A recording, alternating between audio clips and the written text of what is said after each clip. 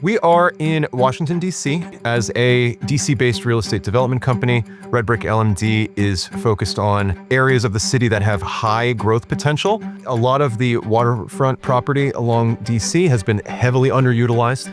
We find ourselves here at the Bridge District. Central to our mission is creating high-performing institutional quality buildings. We have taken steps to treat decarbonization as a source of competitive advantage. Most buildings will generate novel sources of heating and cooling. Here we're recycling everything, every source of heat, every source of cooling. We're capturing it, we're sending it from where it's not wanted to where it's wanted. We found that the LG condensing equipment met our stringent thermal efficiency standards in a cost-effective manner. This is a very unusual approach in that most buildings are first designed from an aesthetic, from a layout, from a performance basis, and then the systems are slotted in.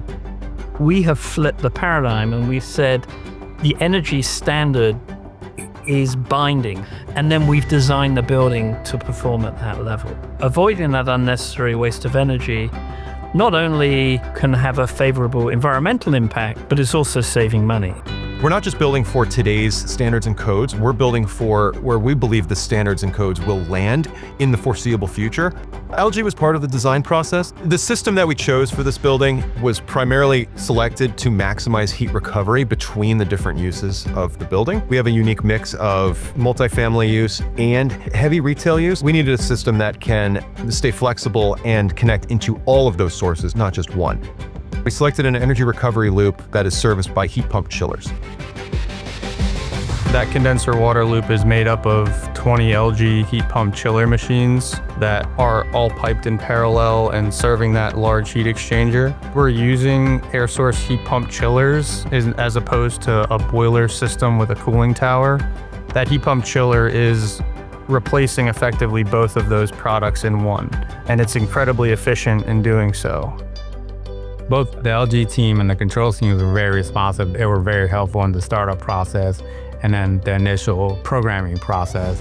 They were always there to answer our questions. LG does so much more than just HVAC, and one of the really cool things that the end user gets to experience is the LG ThinQ app, which actually integrates with not only LG equipment, but also the water source heat pump units in the residence spaces.